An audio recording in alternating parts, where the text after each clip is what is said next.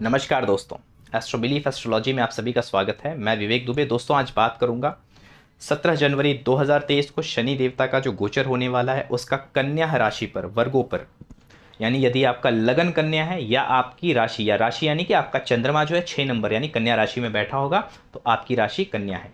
और यदि आपके लगन में 6 नंबर लिखा है तो आप एक कन्या लगन के व्यक्ति हैं। तो आप दोनों के लिए ही मैं ये वीडियो बता रहा हूँ, दोनों के लिए फल समान होंगे। तो याद से इसको ध्यान से सुनिएगा। लंबा थोड़ा होगा वीडियो, क्योंकि इन डिटेल में बताने वाला हूँ, क्योंकि सबके चार्ट में शनि देवता अलग अलग जगह, अलग अलग हाउसेज में विराजमान होते हैं। तो उसके हिसाब से भी आपको मैं डिटेलिंग दूंगा।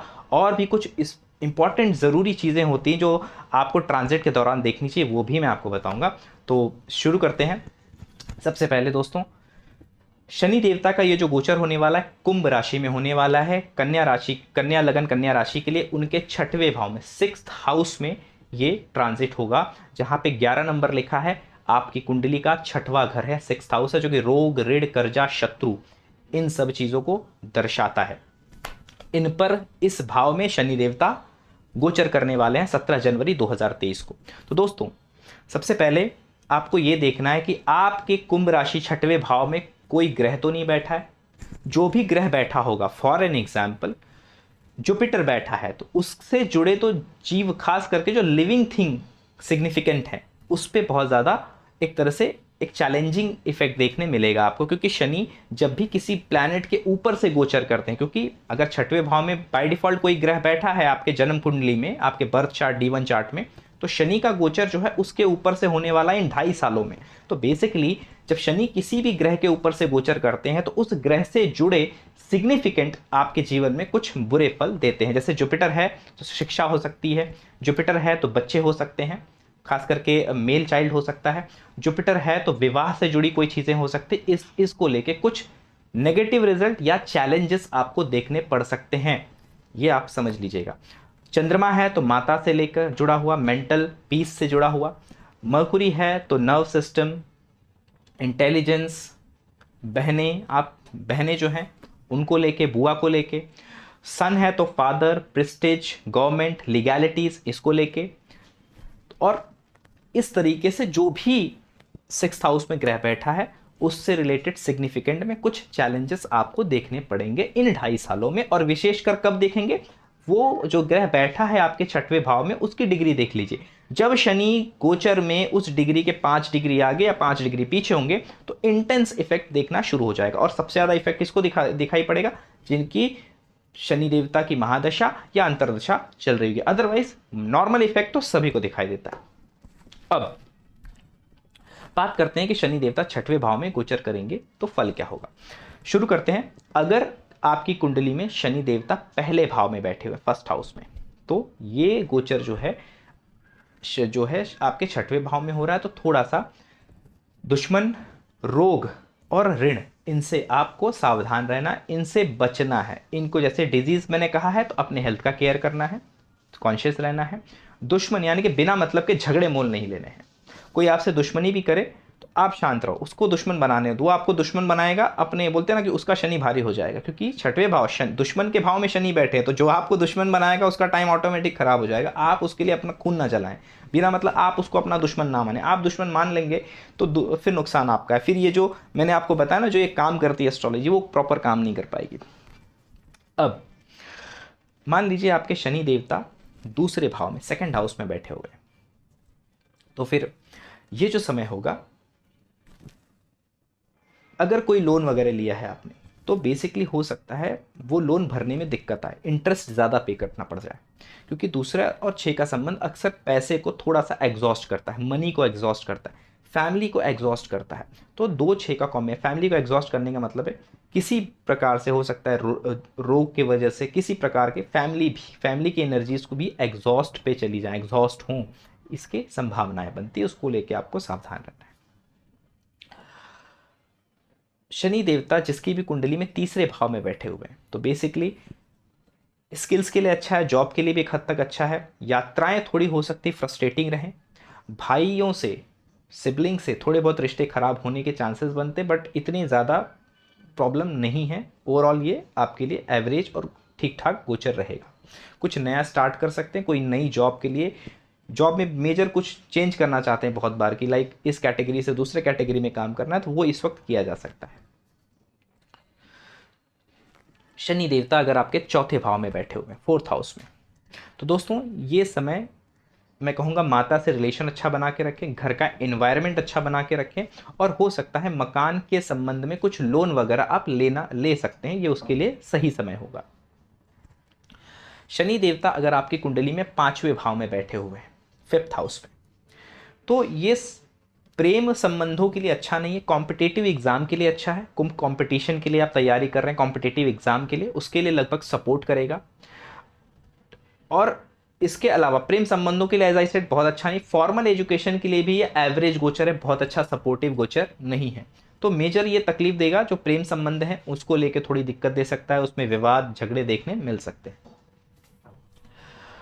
कॉम्पिटिशन एजुकेशन जिसमें कॉम्पिटिट करना है, उन सब चीज़ों के लिए अच्छा है। शनि अगर आपके छठवें भाव सिक्स्थ हाउस में ही बैठे हुए हैं, तो ये सैटर्न रिटर्न कहा जाता है, यानी कि जन्म के समय जहाँ पे शनि देवता थे ये वापस वहीं पे आए, तो आपके लगभग 30 साल पूरे हो जाएंगे, इन 2.5 सालों में आप 30 ईयर्स के हो जाएंगे। तो लाइफ में जो मैच्योरिटी है, जो जो रियलिटी है लाइफ की, वो शनि आपको समझाएंगे। तो बहुत सारी चीज़ें होती हैं ना, हम जीवन में सोच लेते हैं कि ये दोस्त है मेरा, ये मेरे लिए खड़ा रहेगा, वो मेरे लिए कर देगा, तो ये जो चीज़ें, ये सब मिथ्स जो होती है ना, लाइफ की जो क्रूअल रियलिटी है, वो थोड़ा सा इस वक्त आपको थोड़ी सी मैच्योर थिंकिंग आपको शनि देवता यहाँ पे मैच्योरिटी देते हैं। शनि का ये गोचर आपको मैच्योरिटी देगा।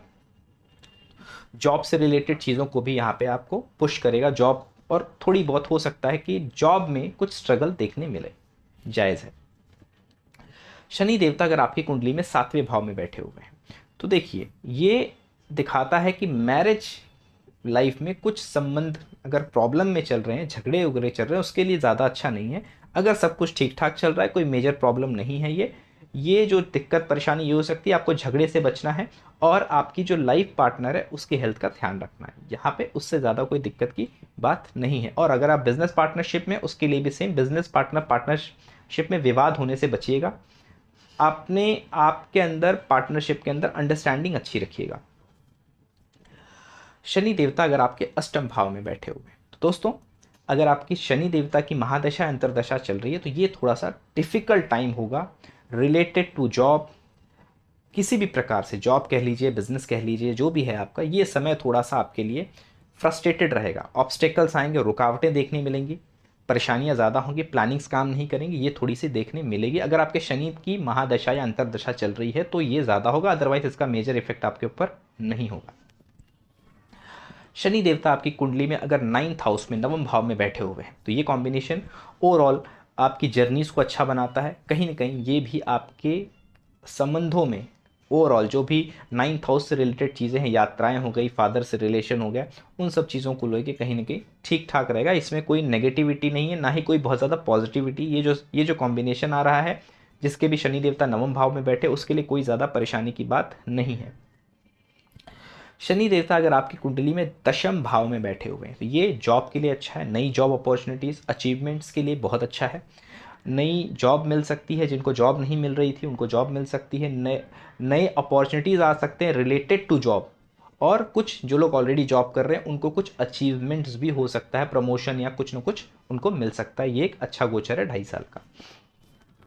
जिनके भी शनि देवता 11वें भाव में है, अपने ओपोनेंट से विन करने का बहुत अच्छा समय है, यानी अपने कॉम्पिटिटर पे, अपने ऑपोजिशन पे भारी पड़ने का ये सही समय है।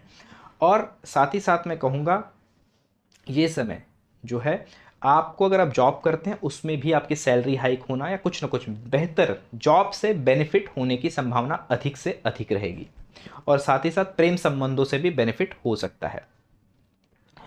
जिनके भी शनि देवता 12वें भाव में बैठे हुए हैं, तो उनके लिए भी ये गोचर थोड़ा सा फ्रस्ट्रेटिंग हो सकता है कि स्ट्रगल तो बहुत कर रहे हैं, काम मेहनत तो बहुत कर रहे हैं, लेकिन हाथ कुछ नहीं आ रहा है। मेहनत 100% हो रही है, रिजल्ट आ रहा है 20%, 40%, इससे ज़्यादा मिल नहीं रहा। तो ओवरऑल कहने का मतलब है यहाँ पे एग्जॉस्ट पोजीशन रहेगा आपका। और इस समय कोशिश करें कर्जा ना लें, कर्जा लेंगे तो, और कर्ज जो है बहुत ज़्यादा परेशान कर सकता है आपको इस वक्त। तो फाइनेंशियली अपने आप को स्टेबल रखने की कोशिश ज़रूर करें।